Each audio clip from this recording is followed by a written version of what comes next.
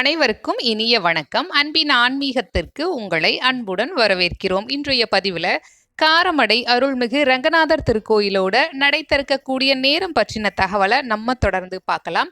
கோவை மாவட்டம் மேட்டுப்பாளையத்திற்கு அருகில் இருக்கக்கூடிய காரமடையில் அருள்மிகு ரங்கநாதர் சுவாமி திருக்கோயில் மிகவும் பிரசித்தி பெற்றது.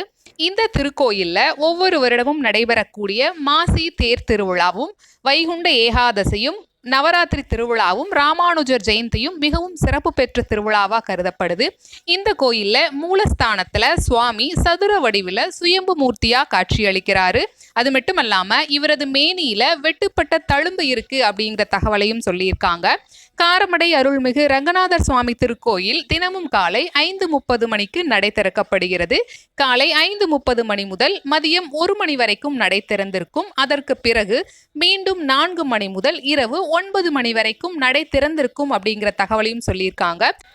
திருவிழா நடைபெறக்கூடிய நாட்களில் கோயிலின் நடை திறப்பு நேரம் மாறுதலுக்கு உட்பட்டதாகும். காரமடை தேர் திருவிழா பற்றின தகவல் ஒவ்வொரு வருடமும் நம்ம பதிவு செஞ்சுருக்கோம். அதையும் பார்த்து நீங்கள் பயன்பெறலாம். இந்த பதிவு உங்களுக்கு பயனுள்ளதாக இருந்திருக்கும். ஞாபகமாக அன்பின் ஆன்மீகத்திற்கு லைக் பண்ணி சப்ஸ்கிரைப் பண்ணுங்க. நன்றி, வணக்கம்.